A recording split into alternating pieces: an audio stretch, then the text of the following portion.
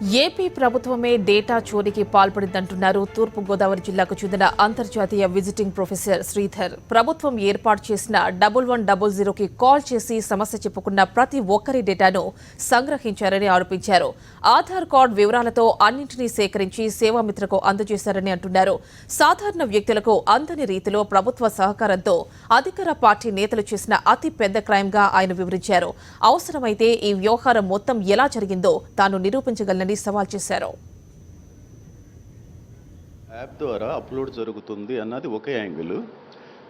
నేను అనలైజ్ చేసిన యాంగిల్ అంటే ఇంచుమించు 1 year బ్యాకే డేటా చోరీకి గురవుతుందన్నది నేను రికగ్నైజ్ చేశాను. ఏ విధంగా అంటే గవర్నమెంట్ ఎంతో అట్టహాసంగా 1100 అన్నటువంటి ఒక కాల్ సెంటర్ని ప్రారంభించిందండి.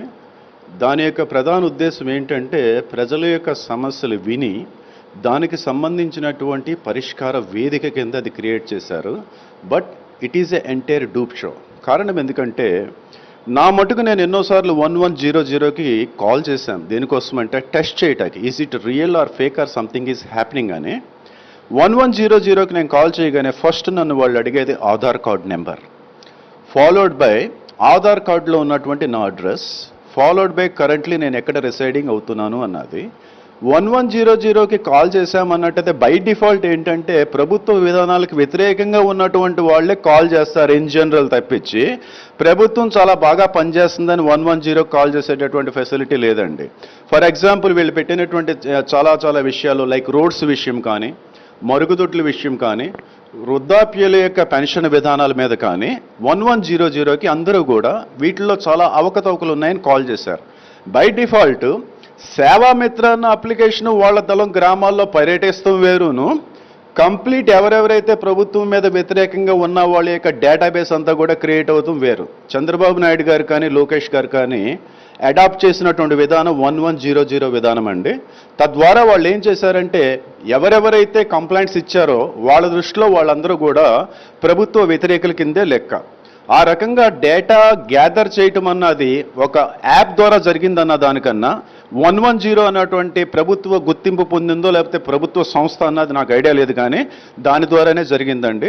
పక్కాగా ఇది గవర్నమెంట్ చీఫ్ మినిస్టర్ గారు తర్వాత ఐటీ మినిస్టర్ గారు యొక్క ఆధ్వర్యంలోనే ఇది జరిగిందనైతే నేను ప్రగాఢంగా నమ్ముతున్నాను. కావాలన్నట్టయితే మీరు కూడా ఒక ఎక్స్పర్ట్ కమిటీని కానీ టీంని కానీ మీరు ప్రొడ్యూస్ చేయండి.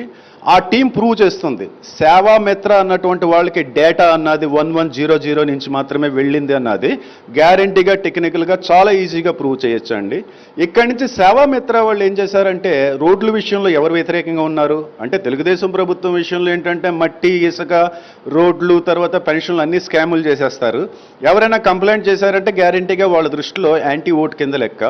డేటా చోరీకి గురైంది అనటం కన్నా డేటా వీళ్ళే గ్యాదర్ చేశారు, ఇది చోరీ కాదు. Either official manner or unofficial manner ఎవరెవరైతే ప్రభుత్వ విధానాలకు వ్యతిరేకంగా ఉన్నారో వాళ్ళ యొక్క డేటాని వీళ్ళు గ్యాదర్ చేసి సైబర్ క్రిటికి లింక్ చేయడం జరిగింది. అది ఒక ప్రైవేటు సంస్థ. సరే గవర్నమెంట్ సంస్థకి ఇచ్చారా ప్రైవేట్ సంస్థకి ఇచ్చారా అన్నది సెకండరీ ఇష్యూ. ఇష్యూ నెంబర్ 1 ఈ రకంగా డేటా గ్యాదర్ చేసి వీళ్ళు డేటాని మ్యానిపులేట్ చేయడం అన్నది మాత్రము సహించరానటువంటి క్రైమ్ అండి. ఇంకా రెండో పాయింట్ వచ్చిందంటే నా మటుకు నేను టెస్ట్ చేయడం కోసం నేనేం చేశానంటే నాది రాజమండ్రి రూరల్ ఓట్ అండి. రాజమండ్రి రూరల్ ఓట్ అయితే నేనేం చేశానంటే రెగ్యులర్గా ఆన్ సైట్లోనే ఆన్లైన్లో అప్లై చేశాను. ఏంటంటే నేను రిలొకేట్ అయ్యాను due to my job related. నా ఓటు ఏంటంటే జగ్గంపేట కాన్స్టిట్యున్సీకి మార్చమని చెప్పానండి. లోకల్గా ఉన్నటువంటి ఒక టీడీపీ లీడర్కి నేను చెప్పాను ఏమనంటే నేను ఓటు ఇక్కడికి మార్చుకుంటున్నాను, ఏదన్నా హెల్ప్ కావాలంటే చేసి పెట్టండి అని. నన్నైతే ఎవ్వరు ఏ రకమైనటువంటి వెరిఫికేషన్ కూడా చేయలేదు. నా ఓటు అయితే అప్రూవ్ అయిందండి. అంటే ఆటోమేటిక్గా సేవామిత్ర అన్నది దేనికి వాడారంటే 1100 నుంచి వచ్చినటువంటి డేటా సేవామిత్రకు వెళ్తుందండి. సేవామిత్ర నుంచి అదేం జరుగుతుందంటే బూత్ లెవెల్ లేదా పంచాయతీ లెవెల్ అన్న వాళ్ళకి డేటా వెళ్ళిపోతుంది. మీ పంచాయతీ నుంచి వీళ్ళు పలానా సమస్యల మీద మాట్లాడారు, వీళ్ళు గ్యారంటీగా పార్టీకి వ్యతిరేకం కాబట్టి ఇటువంటి వాళ్ళు ఓట్లు తీసేయండి అన్నది వీళ్ళ యొక్క ప్రాజెక్ట్ యొక్క ముఖ్య ఉద్దేశం అండి. మూడో పాయింట్ వచ్చింది కనుకనట్టయితే ఆన్లైన్లో ఇందాక నేను చెప్పినటువంటి విధంగా ఏ రకమైనటువంటి వెరిఫికేషన్స్ లేకుండా నాకు ఓటు వచ్చింది, మా అబ్బాయికి ఓటు వచ్చింది, మా అమ్మాయికి ఓటు వచ్చింది. కారణం ఎందుకంటే అక్కడ లోకల్గా ఉన్నటువంటి రూలింగ్ పార్టీ నాయకులు ఏమన్నారంటే అవసరం లేదు మీకు ఆటోమేటిక్గా అప్రూవ్ అయిపోద్ది అన్నారు. మరి విఆర్ఓ గారు ఉన్నారో లేదో తెలీదు, ఎంఆర్ఓ గారు ఉన్నారో లేదో తెలీదు, పార్టీ నడుపుతుందా లేకపోతే ఇక్కడ వ్యవస్థని ఆఫీసర్స్ నడుపుతున్నారన్నది కూడా ఒక పెద్ద ప్రశ్నార్థకం అండి. అంటే ఓవరాల్గా చూసాము కనుకనట్టయితే ఇది ఒక స్కామ్ కింద చూస్తాం కండం కన్నా వీళ్ళ యొక్క స్టాన్ఫోర్డ్ యూనివర్సిటీ తెలివితేటల్ని మంచిగా వాడకుండా చాలా చెడుకైతే వాడుతున్నారు. ఇది ఏ రకంగానూ మంచి పరిణామం కాదు. ఈ 1100 ద్వారా డేటా గ్యాదర్ చేసినటువంటి డేటా అంతా కూడా బై డిఫాల్ట్ 100కి 100 ప్రభుత్వ వ్యతిరేక ఓటే. ఇది తొలగిస్తాకి వీళ్ళు 4 సంవత్సరాల క్రితమే వీళ్ళు ప్రణాళిక రచించారు.